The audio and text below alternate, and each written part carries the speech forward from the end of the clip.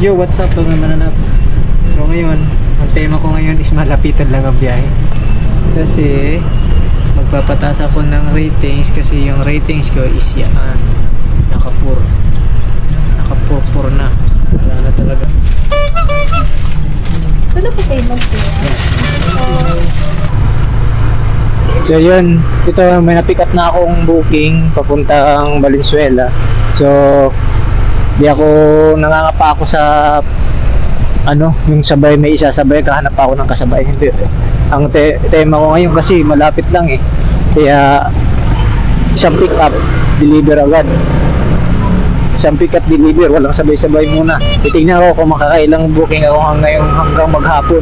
So nag-umpisa ako ng biyahe sa alas 11. So titignan ko kung makakailang booking ako at saka sisiguraduhin ko walang cancel. So game mo, first booking natin to. First booking papuntang Valenzuela. 193 lang po. Sige lang po.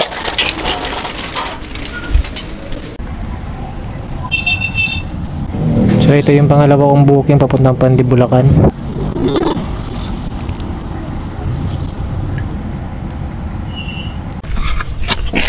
Drop off ng pangalawang booking ko dito sa may Pandibulacan. Okay. Salamat po. Ito na yung pangatlo kong booking. Okay na pa ito? Pandibulacan to Marilao.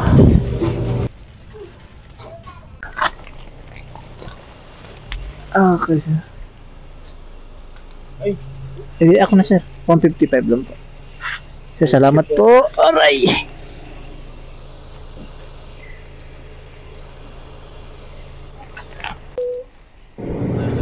Ito yung pang-apat na booking ko, Marilao to Malolos, Bulacan.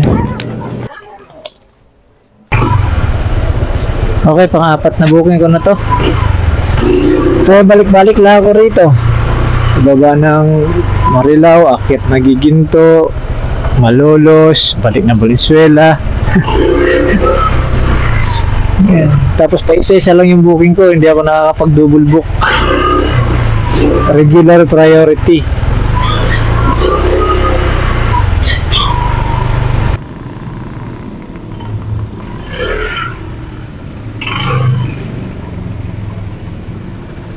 Okay, drop off ng Malolos.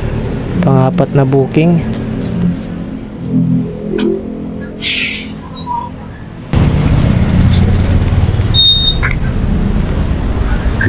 Tama ba?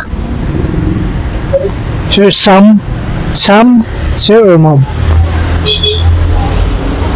Bayad mo lang po ito, tama? Bakit yung boys siyang po ata. Okay na po. Picture ko lang sir ha. Salamat po. Thank you.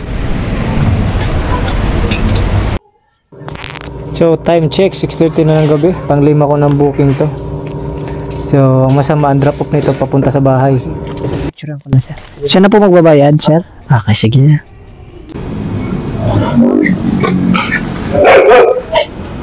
Nandito po ba si Perla Abidis Cruz?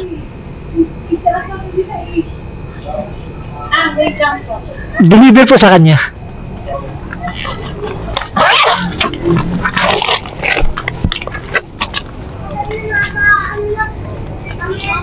Ano po yan? Sabi niya, drop off ko lang daw po kasi wala daw po siya rito. Oo. Bayad na po? Babayaran lang po siyang 106 ma'am. Tapos shipping fee.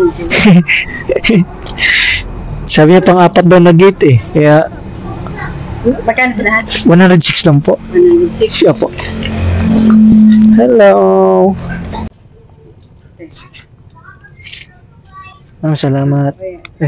Ma'am, salamat po. So, yun mga mananap. So,